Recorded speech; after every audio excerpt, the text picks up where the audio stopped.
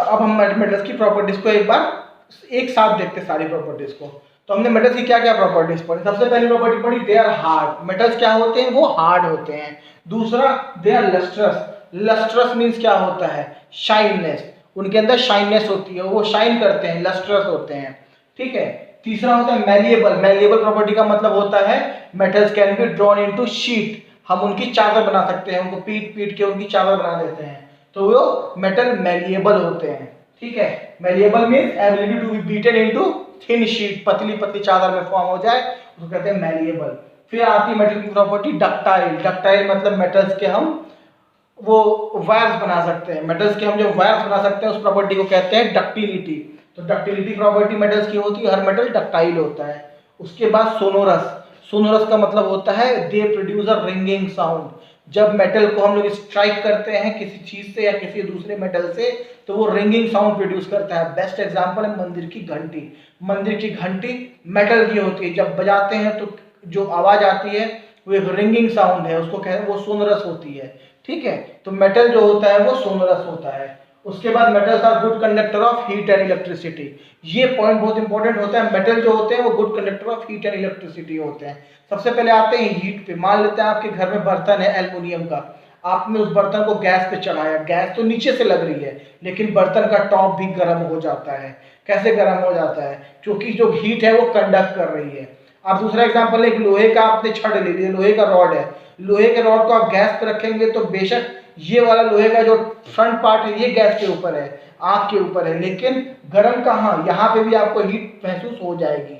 इसी के उल्ट इसको कहते हैं गुड कंडक्टर ऑफ हीट। मतलब आप यहाँ पे हीट किए लेकिन कंडक्ट होके हीट यहाँ तक आ गई, तो आपको यहाँ पे हीट महसूस हो रही है। So metal is a good conductor of heat. इसके उल्टा अगर हम लोग एक लकड़ी ले लेते हैं, लकड़ी को आग पे रखते हैं, तो लकड़ी भले यहाँ जल जाएगी लेकिन यहाँ पर अभी हीट नहीं महसूस होगी। So would is a what, would is a bad conductor of electricity, heat.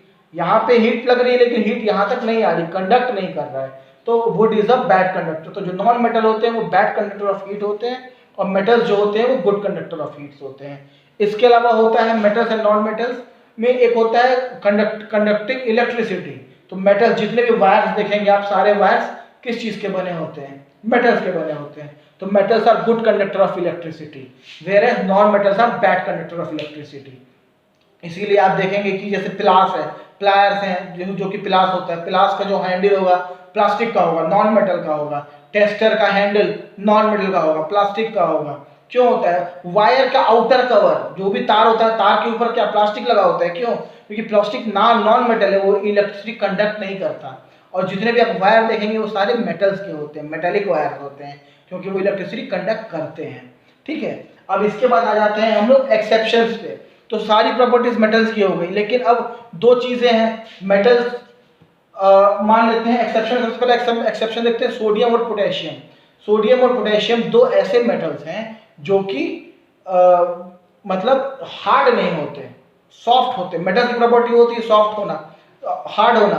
आप किसी को कहोगे कि सारे मेटल्स हार्ड होते हैं, बट कोई आपके सामने सोडियम ला के रख दिया तो सोडियम हार्ड नहीं होता। सोडियम की प्रॉपर्टी क्या है, सोडियम इतना सॉफ्ट होता है कि आप उसको चाकू से काट सकते हैं, पोटेशियम को चाकू से काट सकते हैं। तो सोडियम और पोटेशियम भले मेटल है लेकिन वो मेटल की एक प्रॉपर्टी फॉलो नहीं करते, वो है हार्डनेस।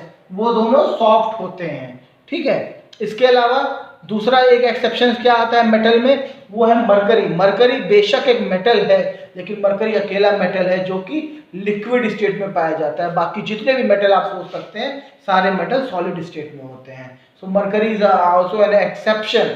कोई कहेगा कि यार सारे मेटल तो सॉलिड होते हैं, मरकरी क्यों लिक्विड है, तो मरकरी इज एन एक्सेप्शन, इसलिए वो लिक्विड है। मरकरी लाई करता है मेटल्स की कैटेगरी में, सारे मेटल्स की प्रॉपर्टी फॉलो करता है, बस वो सॉलिड नहीं होता है, वो लिक्विड होता है। Thank you guys.